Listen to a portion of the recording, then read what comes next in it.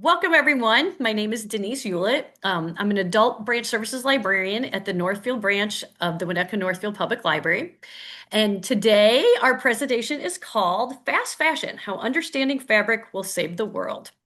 I'm very excited to introduce Ann Hinterman.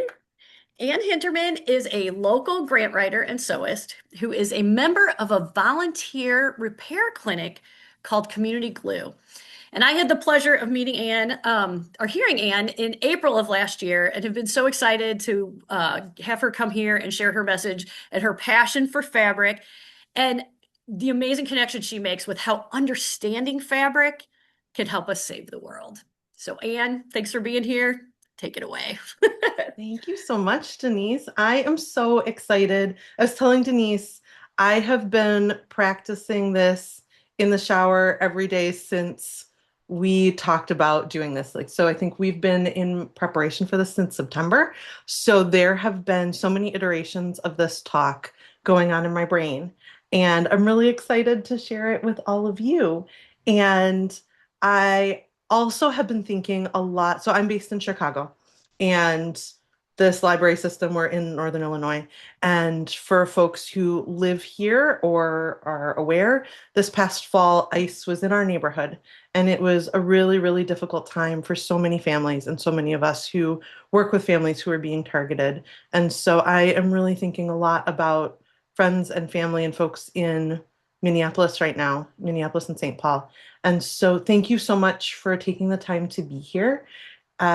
Joy is an act of resistance. And if joy is your only form of resistance right now, there are so many organizations that will get you hooked into other ways that you can support families and fight fascism. And so I'm really excited because I think taking care of our clothes is part of our responsibility to the world.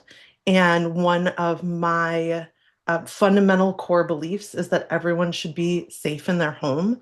And I think of that really expansively. So I think of it as being safe in our bodies and being safe in the place where we live and being safe on the world where we live.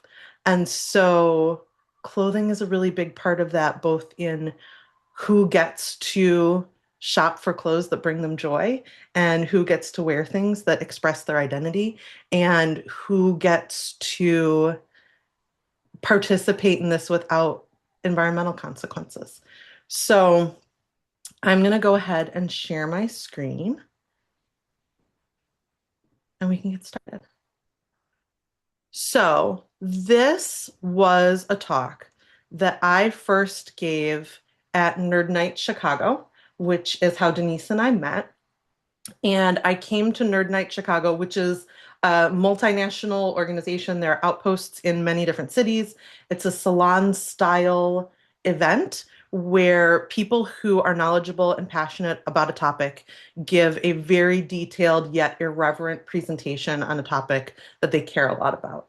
And one of my colleagues at Community Glue Workshop, and that's part of the team at Community Glue in the center photo, organizes the Chicago version of Nerd Night and asked if I would give a talk about clothes and fabric and textiles. And I thought, there is no way that that is a talk. This is stuff everybody knows. And he convinced me that that was incorrect and that people would be excited about this. In my daily life, I work for a community-based nonprofit called Family Matters, and we're a youth development and community leadership organization located in the Rogers Park community of Chicago. And so I'm a grant writer and I build community partnerships. And then in my free time, I think about textiles and trash and how we can keep textiles from being trash. So here's my pitch. Here's why I think understanding fabric can save the world.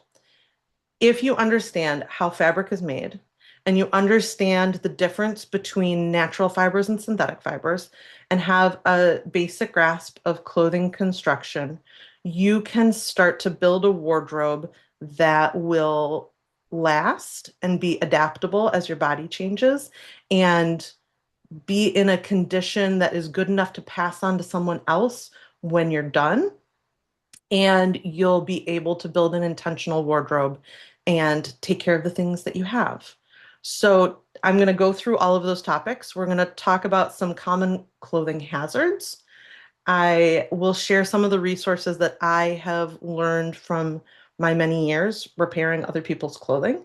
So we'll see some of the greatest hits of the repairs that come into Community Glue. How can you readjust your clothes so that they spark joy again? And then if anything here sounded really exciting and you want to learn more, I have a reading list at the end. I've been thinking about how to talk about clothing consumption. And so here's my subjective hierarchy.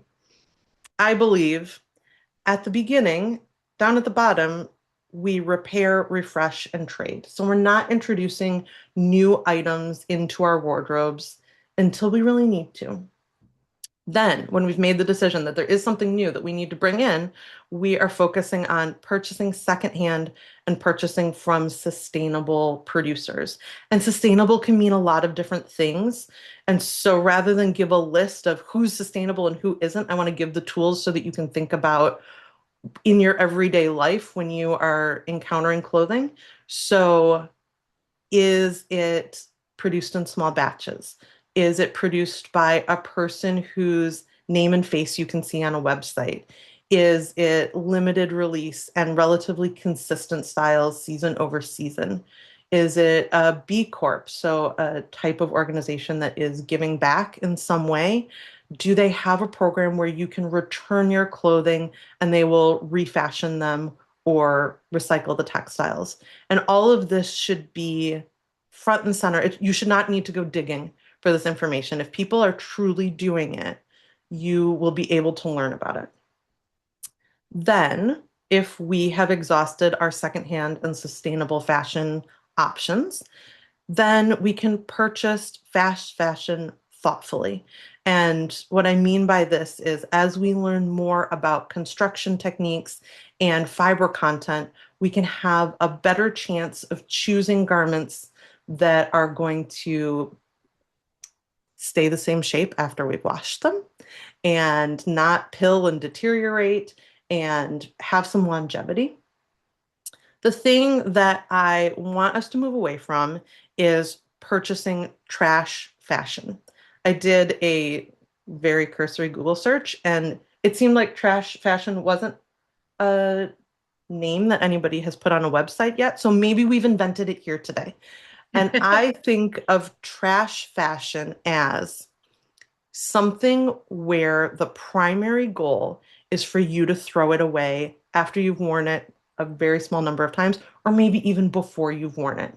So it can be some of those big online retailers where it's like a shirt is $1.50, or it can be that promotional t-shirt that someone tries to put in your hand. So let's stay away from the companies on Amazon whose names are like the alphabet falling down the stairs, and you cannot find an actual website for them anyway. So that's my hierarchy. And then once something is in our life, the overarching goal, that's the sunshine up in the corner, is to donate and discard with intention. And we'll talk a little bit more about that.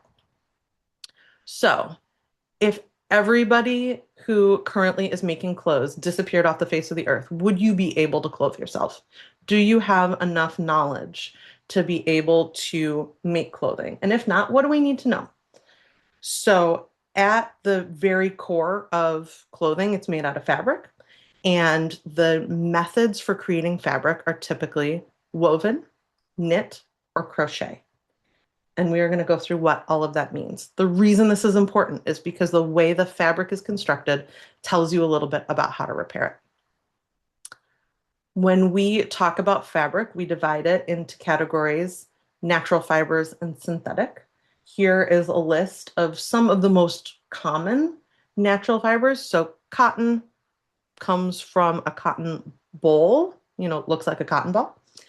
Flax is turned into linen. So that is the plant down there with the blue flowers. Wool comes from sheep. Hemp is another product that you can make clothing out of. Silk comes from mulberry silkworms. Angora is a fancy breed of rabbit. And then there are more esoteric natural fibers, especially if you're a knitter. So like yak's wool, and all kinds of other things. Synthetic fibers come from oil, period. Synthetic fibers are made from oil. They are turned into plastic, and plastic beads get stretched into long fibers, and then those are used to create all of these synthetic fibers. So polyester, nylon, spandex, acrylic, those are all types of synthetic fibers. And when you wash them, like any fabric, they shed little bits of themselves. And now we call that microplastic.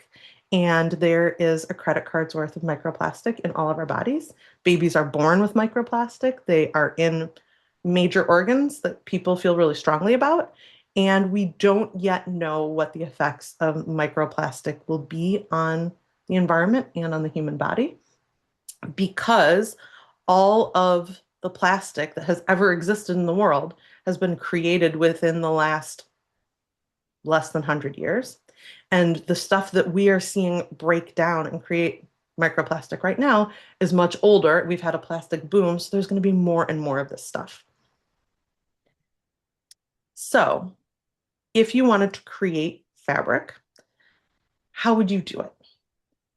Very generally, you take your raw material and you wash it and comb it so that you can get all of the grit, the dirt, the leaves, the whatever the sheep has been rolling around in, and you kind of smooth it into a bundle where all of the fibers are facing the same direction. That's called a rove. And if you are a fiber artist, you may have heard of wool roving, which is a lump of wool that is somewhere between a cotton ball and yarn. And that is spun into thread or yarn, which is then woven or knit into fabric. So woven fabrics, the basic concept is you have two different sets of yarn or thread intersecting at right angles. So the warp are the vertical lines of yarn that you put into a loom, and then the weft is what you use manually, or there are machines that do this, and they go over and under and over and under and over and under to create an opaque fabric. You can modify the ways that you have the warp and the weft interact and create different kinds of patterns. So twill is a technique that creates usually a really strong fabric. So denim is twill, and it creates kind of a diagonal pattern if you look at the fabric. Satin, we think of satin as a type of fabric. It's actually a type of weave where there are more, they're called floats of the warp so that it creates a really smooth texture. Satin can be made out of many different types of fiber. And so you'll often see silk satin. It can also be made with polyester. It's really slippery. It has a lot of drape. And then basket weave is another version, which is two over, two under.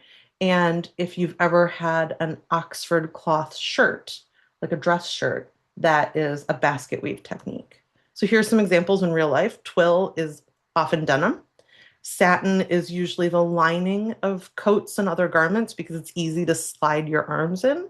And then basket weave, again, usually it's menswear, that kind of texture. Knit is another way that you can make garments. And this is taking a very long piece of yarn and using two knitting needles to create a series of interlocking loops. And so on one side, there are many different stitches, and we're going to talk about that in a second.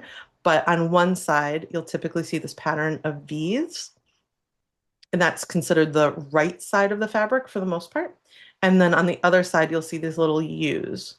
And so that is typically considered the wrong side of the fabric. So they are stacked, these loops stacked right on top of each other. So if you were to undo this loop here at the top, you could kind of unzip all the way down. Knit and purl are the two most common stitches in knitting. And with some other, increases and decreases. For the most part, your most exotic lace and your chunkiest first project are all knits and pearls. And so you can do a lot knowing only those two stitches. Knit can also be a fabric that you cut, same like a woven fabric. And so this gigantic chunky sweater is exactly the same construction process as this t-shirt.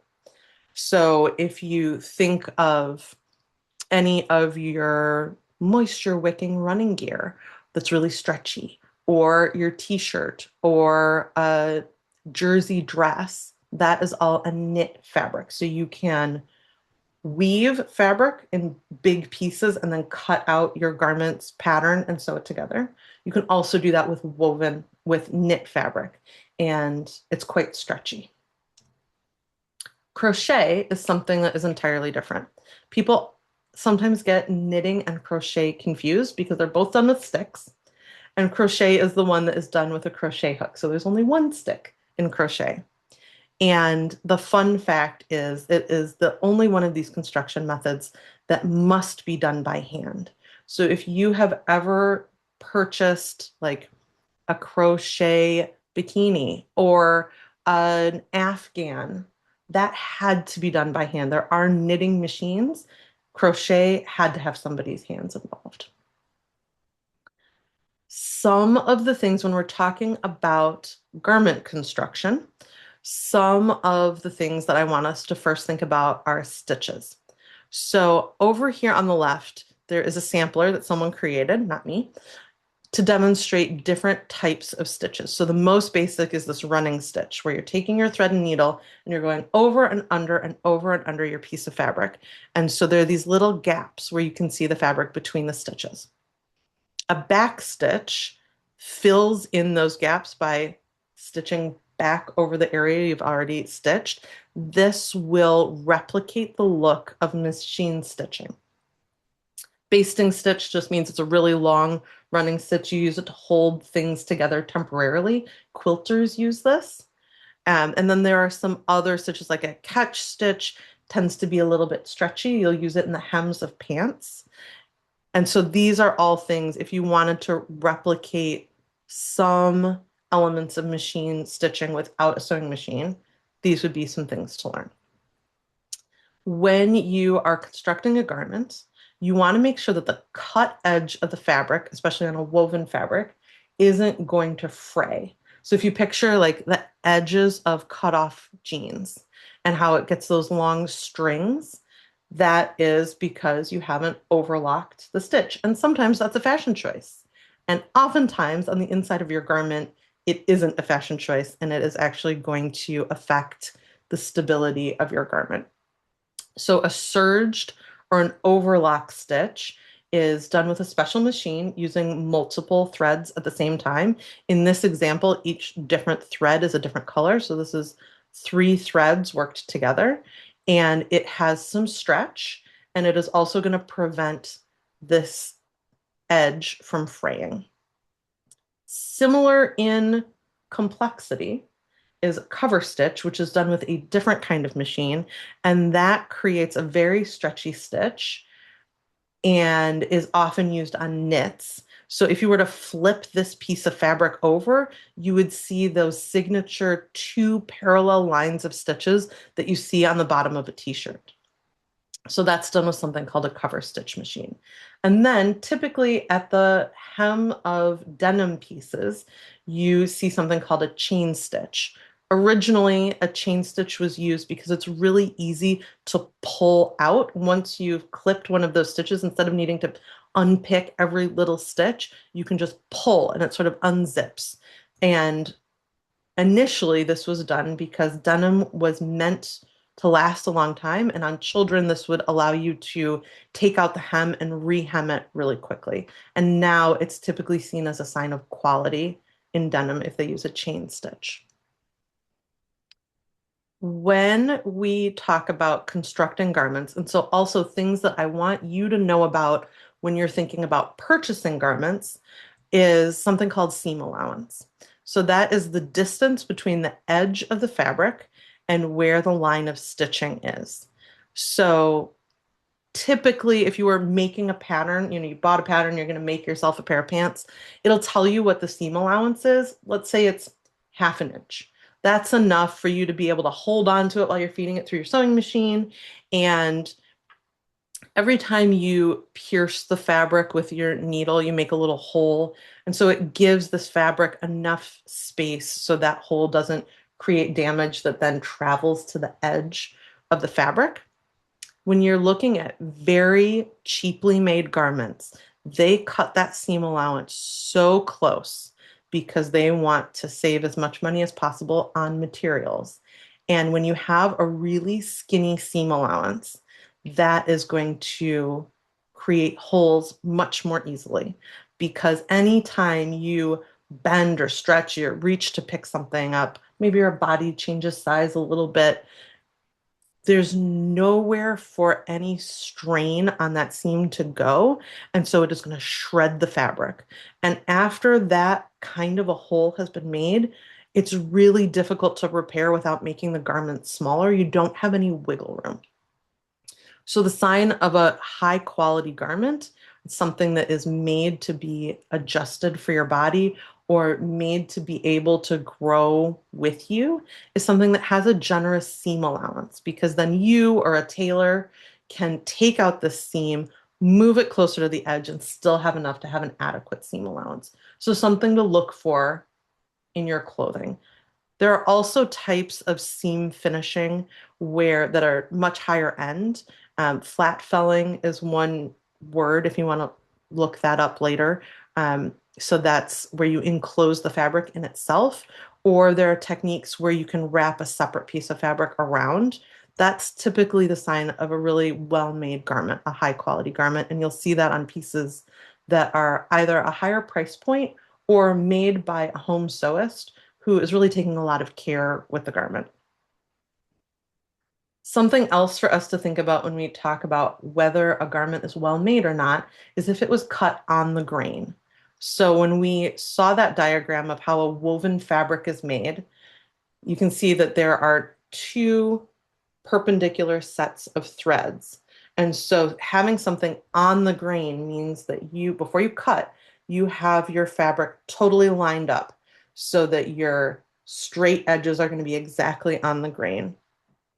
The reason this is important is because the lengthwise shrinking of a piece of fabric and the widthwise shrinking, they shrink at different rates. And so if you have something that is cut a little bit cattywampus, it's going to shrink differently and that's going to pull your garment out of alignment. So if you've ever purchased a garment and it fit exactly the way you wanted when you tried it on and you put it through the wash and it never looked the same again, that might be because when it was cut, it wasn't cut perfectly on the grain line. And so now it's like a little bit twisted, a little bit, it puckers in weird ways. It's something that even if you don't know the reason for it, your eye is going to catch on it. And you're going to say, that looks kind of cheap. So something to be aware of. And then, fun fact, this edge, when the fabric is manufactured, that thicker than average edge piece is called the selvage. And so if you're a sewist, this is something that you will see. And if you are a denim head, you will know selvage edge denim, and that's something else that you can look up. These are some of the common clothing problems that the team of sewists at Community Glue typically see. And I want us to talk about how we can either prevent them or repair them so they don't have to be deal breakers for our clothes. So maybe something's starting to look worn out, like it's just not as fresh. It's gotten faded, there are pills, it didn't wash well, something's gotten stained, there's broken stitching, which might cause a hem to come undone or might cause a gap in a side seam. You started to wear holes in it, maybe from an accident or maybe from daily wear because our bodies touch other parts of our bodies and that friction can create holes.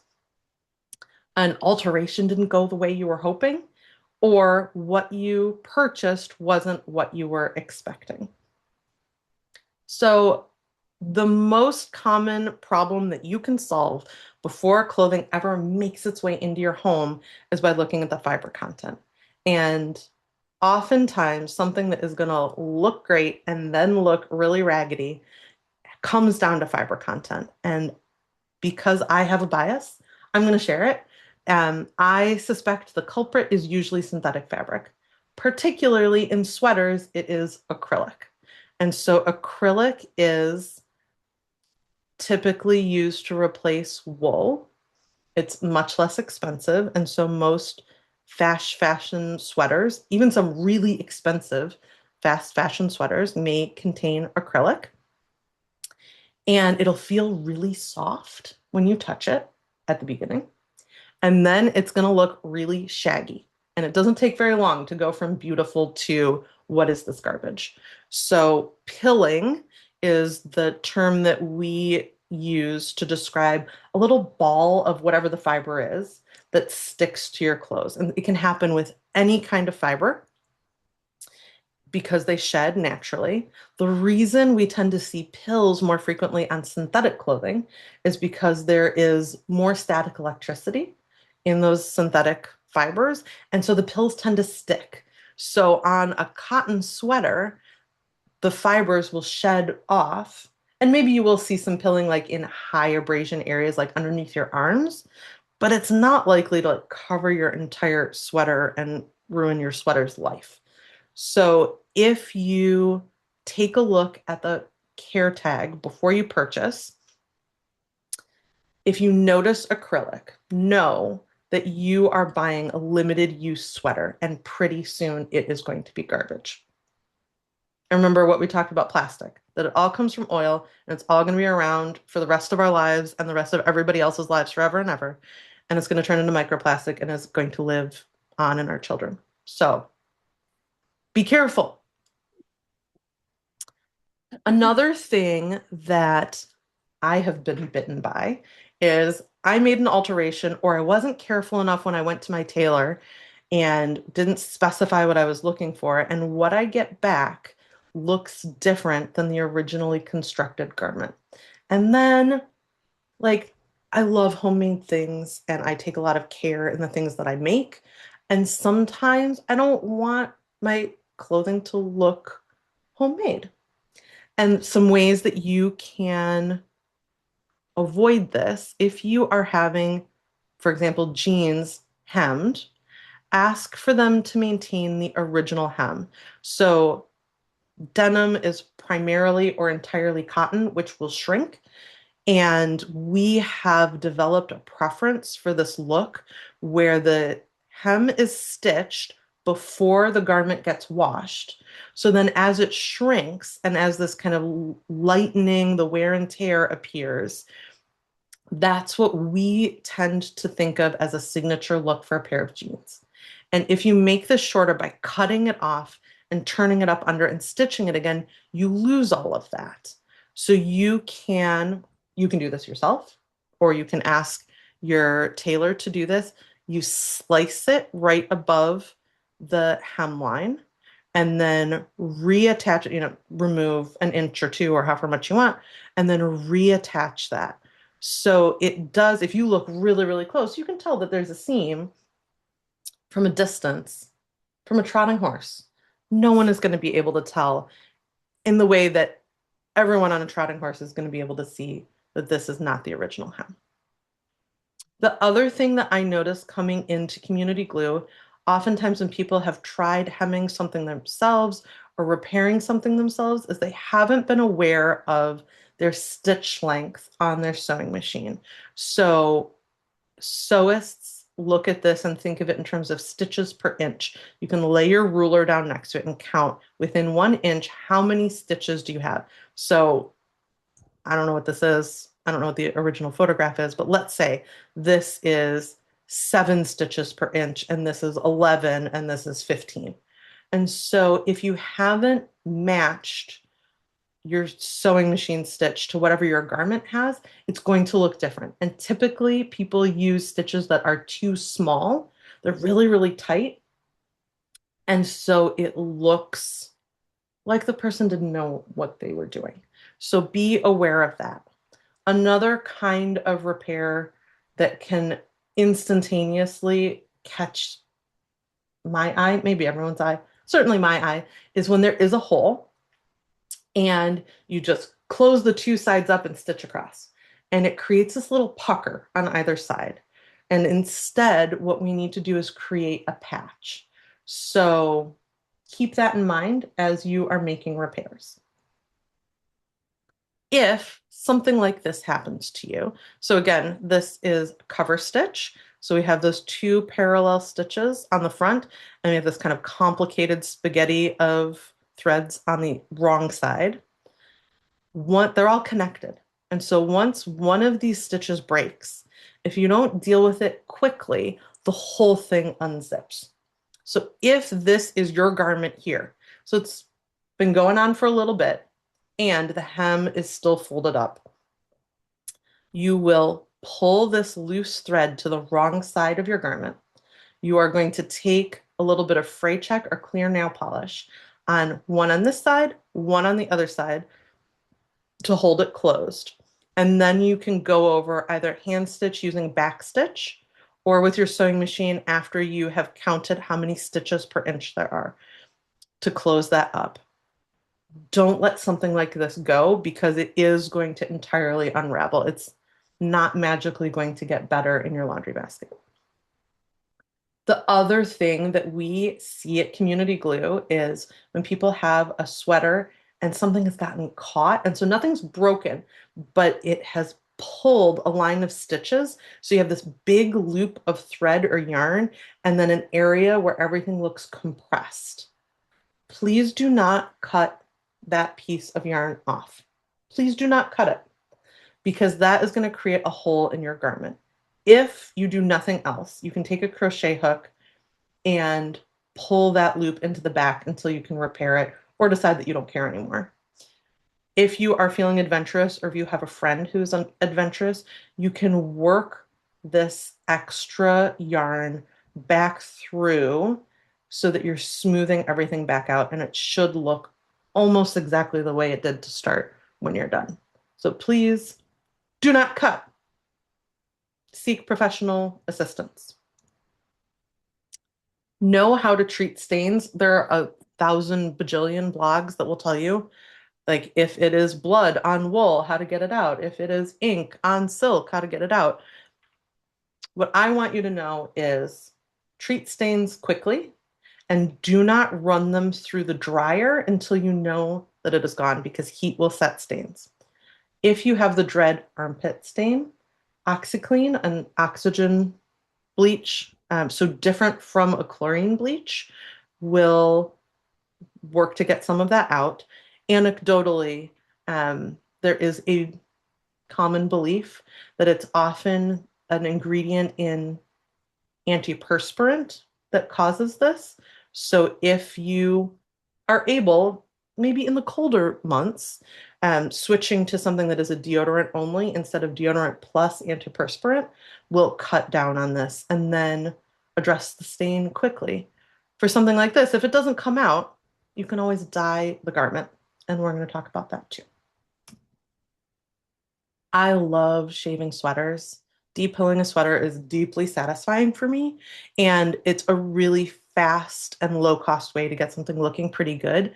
I will depill anything that stays still long enough. So sweaters for sure, but also sweatshirts, sometimes either the inside or outside gets pills, hats and gloves, like anything, if it is a knit and it gets a pill, you can use a depiller on it. I prefer these mechanical ones. They have plug-in ones or battery operated. It's got tiny little razor blades that spin around because I find that these manual comb-like ones sometimes get caught on delicate fibers. So save the sweater, save the world. If you have a hole in keep in mind, this is a knitted garment. We can tell because there are these rows of V-like stitches. If something has broken and then you have gotten a ladder, you can take this loop down at the bottom and using a crochet hook or a latch hook or a pencil if you're really feeling determined, and you can re-loop, go back. You can re-loop each one of these and then you can fix the original hole, which was only one stitch. Then you can also weave a patch over a hole, or you can do, it's called duplicate stitch, which mimics the look of knit. And there are so many people online whose businesses, and in person, whose businesses are to teach you how to do that. And I have shared some resources at the end. If you have a hole in a woven garment, which happens so often, then I recommend a woven patch. And you can do it in a really visible way. So this is a Japanese method of repair called sashiko. So that's one aesthetic choice you can make. Or maybe you want something that is quite discreet. At Community Glue, we often measure our days and how many crotches we have repaired. Like today was a 13 crotch day. And people get really embarrassed when they come in. They're like, so I want this plate to be glued back together and my lamp needs to be rewired. And I have a hole in my crotch. And it happens to so many people. And it's really, really common and we can fix it.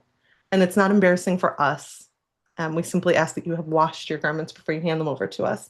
And so you can do that. You put a patch on one side and then you use your machine to kind of recreate the stitches on the other side. There is a Japanese repair, denim repair person that I didn't put in this, and maybe I can find it and drop it in the chat. His repairs are so marvelous. Or Megan and Nandi, I think you're on here. If you know who I'm talking about, that Japanese guy, if you want to drop it in the chat, he is really fascinating and I've learned so much from him. If you want to rejuvenate your clothes, you can dye them, either because it's faded. So RIT is a really available commercial product. You can get it online or at a lot of, craft stores. They make a lot of products to change the color of fabrics. And so they have kits for deniming your denim if you want it to be a darker blue, or bringing your black clothes back to black. They have a kit for that. And then they have a huge library of colors with an even larger system of recipes where if you want tennis ball green, it's 2 parts neon yellow to 2 parts neon green. And so you can do that. They have it for synthetic clothes and for natural fibers. So you can really go to town with that.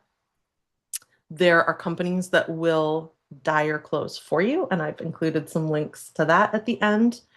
And then a PSA. This is if you think of nothing more than don't cut that thread. The other is do not use bleach to lighten your clothing before dyeing it. So if you have an orange something and you want it to be green, if you just dye it green, it is going to turn brown. But if you use a color remover first and get it back to like white-ish, then you can go to green. And there are specific products for this. Bleach, chlorine bleach, will make your clothes lighter, as you have probably accidentally discovered. And it's really hard on fibers, particularly natural fibers, and in concentration can create holes. So use a color remover, do not use bleach. You can also modify your garment in other ways so that it can be something that brings you a lot of joy again. So Lucky Sweater is an online community that I am so thrilled to be a part of. I'll talk about it more in a minute. One of my friends on Lucky Sweater was talking about how they had found this shirt and they loved the color and they loved the cut and they hated the wooden buttons. And so by swapping them out for those white buttons, all of a sudden they had a shirt that they were so excited to wear. And so something like that might be languishing in your closet or might be on a thrift store rack waiting for you, and know that changing the buttons can make a huge, huge difference. You can also crop things.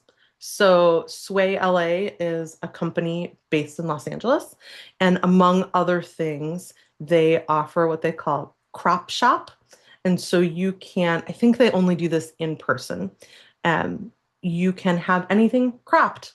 So this person has done a wool coat, and now it's something totally different. Or you can work with a tailor to see about how garments might otherwise be modified. So this person removed the sleeves of a dress. So there are a lot of ways, you can remove collars, you can shorten hemlines. There are a lot of ways that in addition to making something altered so it fits your body more effectively, that you can also completely transform a garment. We started this talk because of fast fashion. And there is an unknown number of fast fashion garments being created every year. And the reason I say unknown is because the manufacturers refuse to release this information. There is a hashtag online called Release the Count that is calling on manufacturers to tell us how many garments they're making. One estimate that I found was between 80 and 150 billion garments created annually. I have also read statistics that include something like we have enough garments in existence right now for the next 7 generations of people. So we don't need more clothes for the sake of more clothes. It is creating a huge strain on the environment. And the only reason that it is cheap, it seems cheap to us, is because the costs are hidden and are being subsidized by someone other than the purchaser. So they are hidden in the way the land is treated to create the natural resources that go into making fibers. It's being hidden in the wages that the garment workers are earning and the conditions that they're working in. And it's being hidden from us on the disposal side because we often are done with something and then we either throw it into the landfill or make a donation, assuming that our clothing is going to be used by someone else. And that is often not the case. So if you think about everything we've talked about, making the fibers, making the fabric, cutting it out, creating a garment, think about how it could possibly be that a dress is less than $16. And the reason is because somebody else is paying the price of our cheap fashion. The clothes that we donate, we want to believe are going to be given a new life with someone who's so excited to have them. And in some cases, that is true, particularly when the garments started out being high quality and they're still in good condition at the time that they're donated. Most often, the clothing that we're donating because it no longer functions. It's stained, it's ripped, it's damaged, it was low quality to begin with. And I think, particularly for people in the global north, we like to believe that people who are economically poorer than us are going to be grateful for our low quality cast offs. And so we will take them to Goodwill. It's something like 13 to 27% of domestic donations get sold within the United States. The rest gets shipped off to developing countries. Or, especially in Chicago, you may see these donation boxes and they pop up like mushrooms in unsuspecting parking lots. And a lot of them are from a company called Gaia. This picture is Green World Action. So they sound like they are like you are fighting the fight by putting your clothes in these boxes. They are for-profit companies. They bail up these donations and they send them to developing nations where people buy the bales sight unseen and sort through them, hoping that they will find either garments that they can resell in markets or garments that they can turn into raw materials for new clothing. And there are a number of videos. There's an organization called the OR Foundation, which operates in Ghana, and they interview some of the folks where this is their livelihood. And they do an unboxing video and show us exactly what is coming out of it, and it's not good. Like your tights that have a run in it, if you aren't going to fix it and wear it, please throw it away.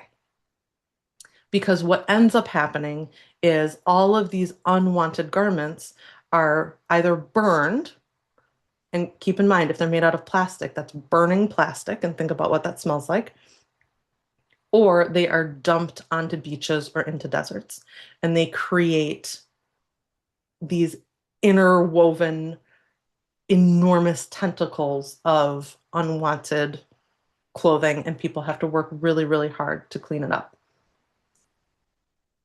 So if any of this that we've talked about today has gotten you thinking, wow, I really want to explore more on any of these topics, a place that I started when I was thinking about the perils of fast fashion and how the stories I was telling myself about the reason I was okay shopping from fast fashion companies actually didn't hold a lot of water, is an activist and essayist named Aja Barber.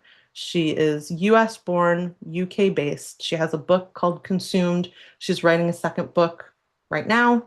She has a Patreon account where she is extremely vocal and unapologetic about the ways that our shopping habits are damaging people's lives and the environment. The Aura Foundation is another one. Their online presence shares a lot of recorded content from people who are on the receiving end of our donations. And one of their projects is a count where they go to the beach to do these cleanups. And then they tally the labels of all of the clothing that were donated and not wanted and then thrown on the beach. And it is all of the people that you are thinking of right now. So something that has really stuck with me is too much clothing, not enough justice. So check them out. If you want to start your mending journey, and I know that there's a mending class coming up on Monday, Yeah, um, it's on Wednesday and the on link is in Wednesday, it's, yeah, the link is in the chat. There's and the three link is spots in the left. chat. Yes.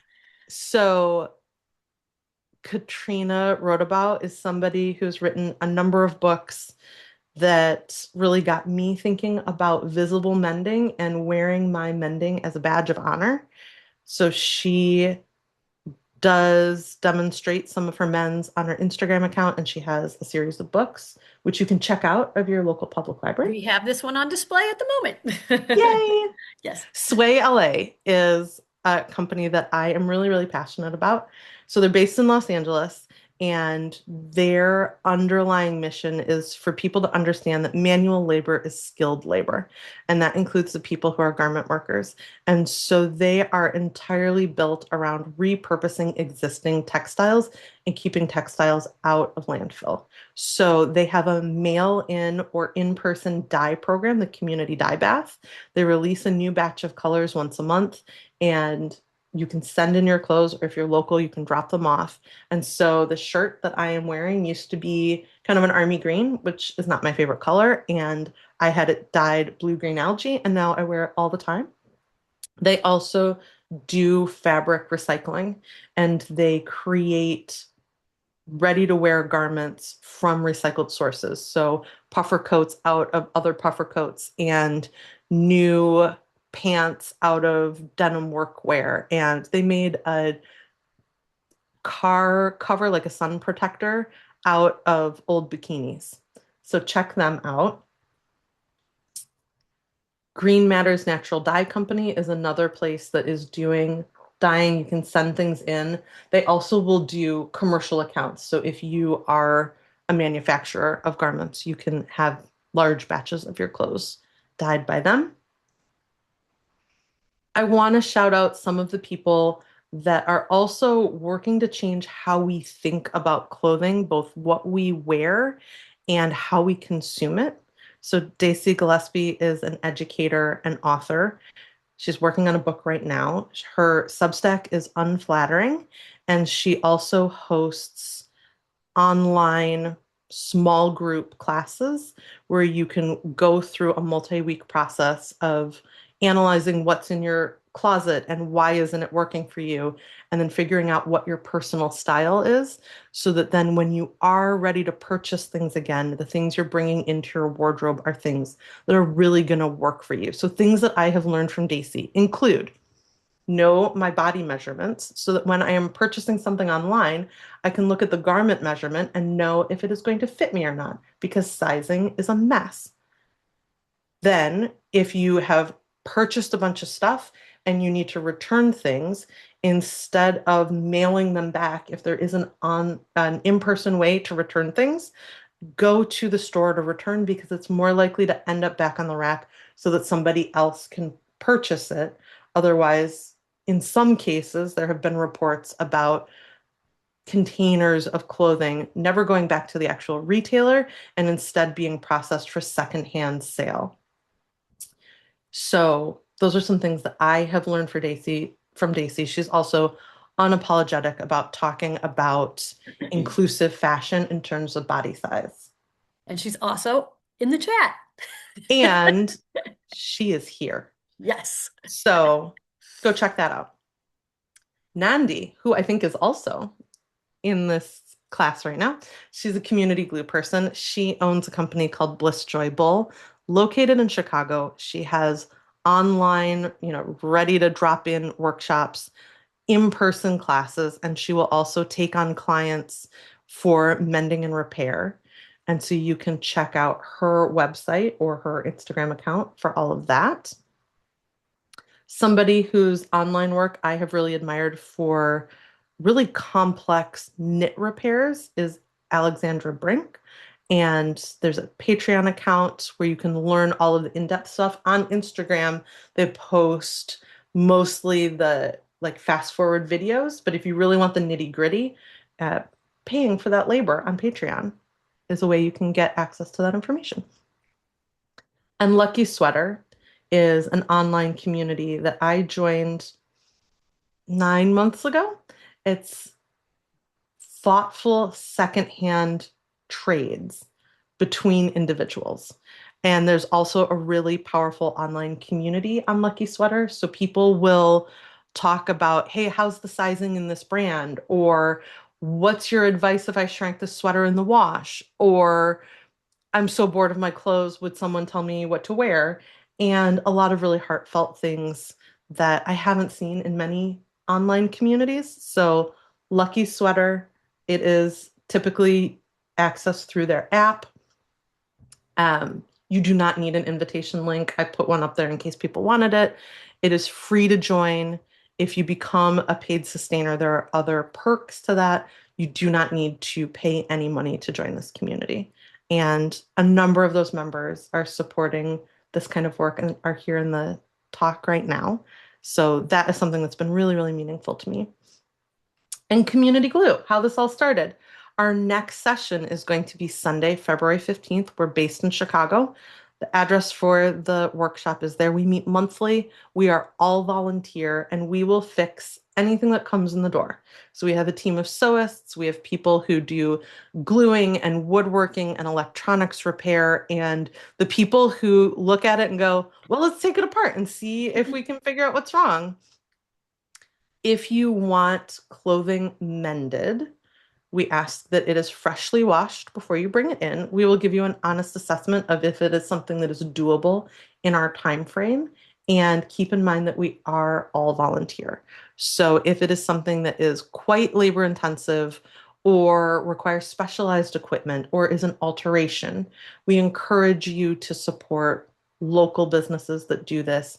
The tailor or sewist at your local dry cleaner is probably a woman and probably an immigrant. And so you are supporting a small woman-owned, immigrant-owned business when you go to your local tailor. And so make a relationship with those folks so that you can keep your clothes in circulation. And thanks so much for having me here. Oh my gosh, Ann, this was amazing. Before we get to the questions, I am going to post a quick poll. Um, let's see, of how many people are watching with you. So if you don't mind, if you can see that and respond to that, that would be great. Just letting us know. That would be great if you could do that before you leave. Okay, one of the top questions was, do you charge a community glue? We are totally free. We do accept donations so that we can replenish our supplies Mhm. and from time to time go out for a beer. Very good, very good. I like it. Um, okay, that answered that first question.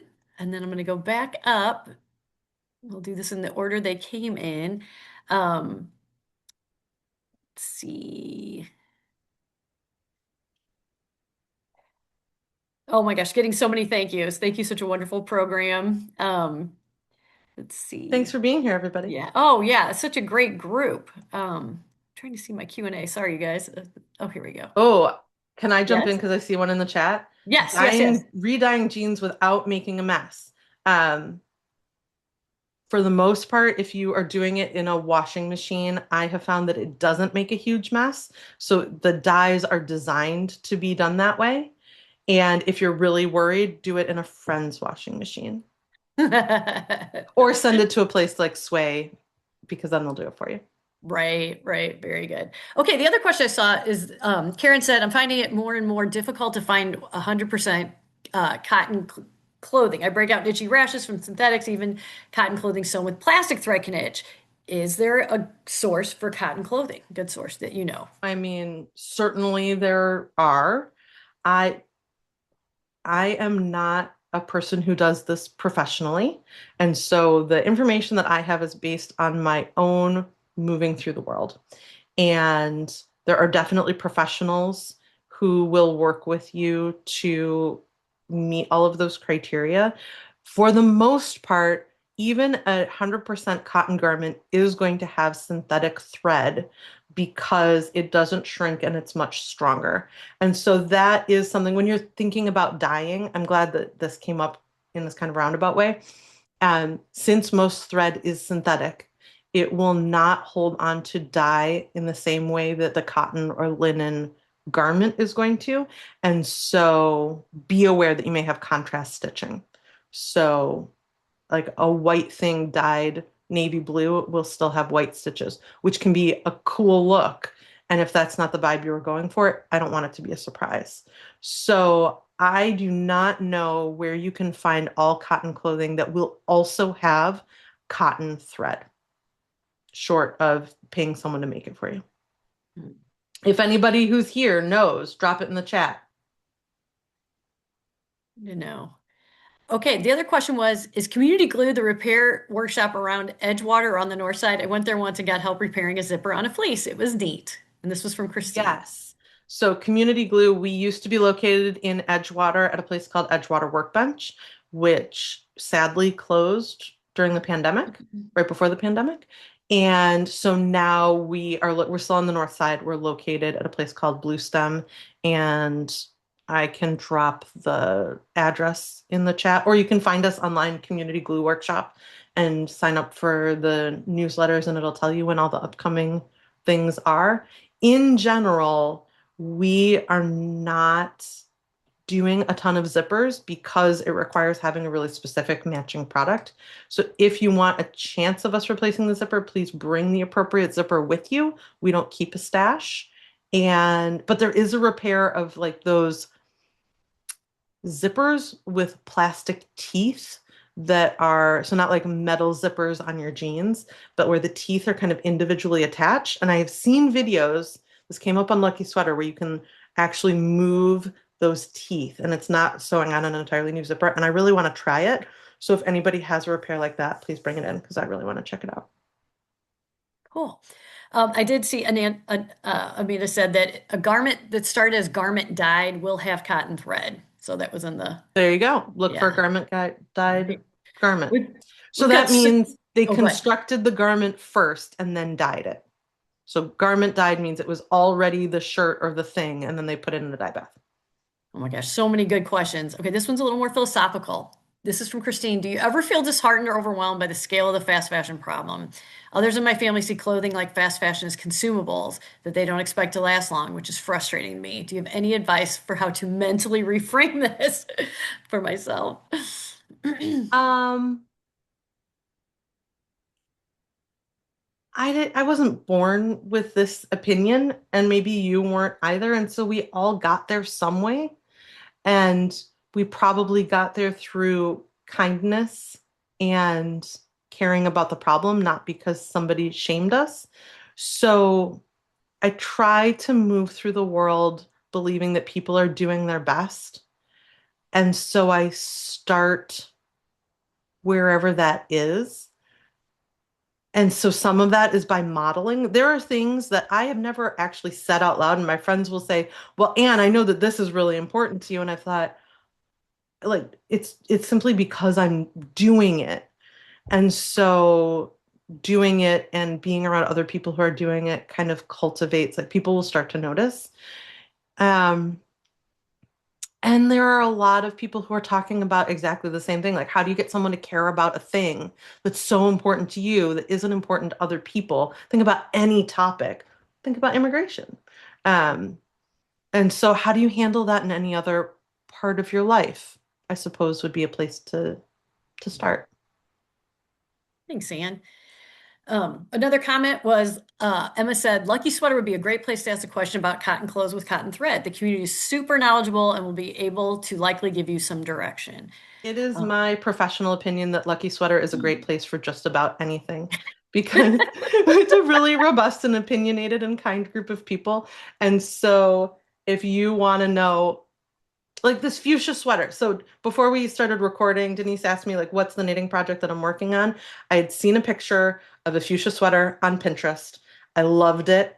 It was an old picture and so wasn't for sale anymore. And also I am a plus size person. And so most fashion doesn't fit me, isn't designed to fit me. And that is a totally different talk. And I love knitting. And so I recreated it. So I posted a picture. I was like, I love this sweater. Lucky sweater, tell me what's a pattern that I could use. And like five people immediately jumped in, and there was one that really fit the bill for me. And now I'm more than halfway done, and I'm really, really excited about it. So yeah, lucky sweater is the answer to most of my questions. all questions. Okay, one more question. This I'm really interested in what you have to say. This is from Caroline. What are your favorite places to shop secondhand? Oh, I'm so happy to have I know this. these are great questions. What a great group of people we have online Okay, right now. Yes.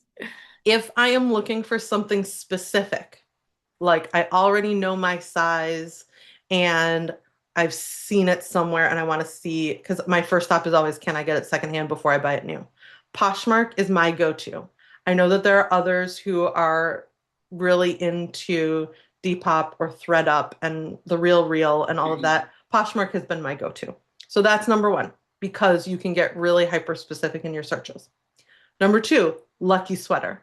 That is where I find a lot of my serendipitous secondhand finds. Plus, since you're trading, I am passing a thing lovingly onto its next home instead of my closet getting bigger and bigger and bigger.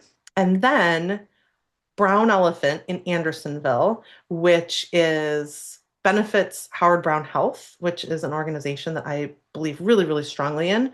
So, a federally qualified health center focused on queer LGBTQIA health. And they run this really curated resale shop. And they have absolutely everything. And it is the number one place that I have found for in-person plus size secondhand shopping. So those are my places. Gotcha. Oh my gosh, so many great comments. Love Anne, love this talk. Thank you. Two more. Okay, let's see. Sure. The GEM app is an incredible resource for finding specific things because it aggregates items from every single online secondhand place, eBay, Depot, Postmark, Mercari, etc., into one app. So, do you know anything about the GEM app? GEM? No, and this might actually be something that Daisy told me about and I've forgotten. So Okay. maybe, This is from Emma Oxford. So, yeah. thanks, Emma, So for cool. I'll that. check it out. Yeah. And then Hi. Christine had one more question. She said, if I am trying to make my own clothing, do you have Mhm. any recommendations on where to get sustainable fabric? It seems like even regular fabric is hard to find anymore. Fabric can be hard to find. So the place that I go in Chicago is Vogue Fabrics, and they have a really gigantic assortment, and the people who work there are really, really knowledgeable. A lot of it is fashion dead stock, so like high quality. Dead stock means it was made for a designer and they're not using it, and so it's leftover. So it's like already kind of recycling. And so if you're starting out and you're like, I want to make this garment, and you bring it there and you're like, I really like this fabric. Can I make this out of it? They'll say, we do not recommend that, or perhaps this, or yeah, that's totally going to work. So Vogue Fabrics in Chicago. There are a bunch of smaller places online that are really thoughtful about their sourcing. Again, if you don't see the information about sourcing or work conditions or whatever, probably the company hasn't given it a lot of thought, because those that do are going to tell you about it. And so if you do a quick search for those types of things, like Merchant and Mills is one that comes to mind. Um, like if you did a search for fabric like Merchant and Mills, like probably somebody has created a list of other sustainable fabrics. But reusing what's the waste shed. We haven't even talked about the waste shed. The waste shed in Chicago, and this concept exists in a lot of other places. The waste shed is a art supply thrift store, and they have a location in Humboldt Park and a location in Evanston, which hopefully soon is moving to Rogers Park. And they have a ton of fabric. So secondhand fabric is also environmentally sustainable. Cool. Okay. And then Christine mentioned, she said GEM is a secondhand online search engine. So it's not exactly an app, but it's cool. We're going to There you totally go. find this. Also, Gem. Christine says, thank you. This is a really cool library talk. It was a cool talk because we have Ann here today. It was a cool talk because of all of you.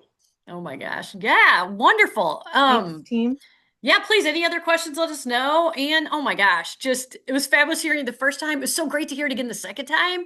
And elaborate so many more resources that you had. And so cool that you have this community you've cultivated and are doing your part. So you're an inspiration. Thank you. Mm. No. This has All been right. a warm hug of an event, and thank you all so much. Oh my gosh, yes, thank you. Okay, thank you guys. They will be sending a survey out. So if you have anything else you want to say to Ann, you can put it in our survey when we send it out. Yeah, and then the link we'll be sending the link out. It will be it's recorded. It'll be sent out on Monday sometime. Yeah, and then if you have any other questions, feel free. You can email the library. We're always happy. We can help with other resources, etc. So okay, thanks everybody. Thanks for being here today. Rock on, everyone. All right, bye Bye. bye.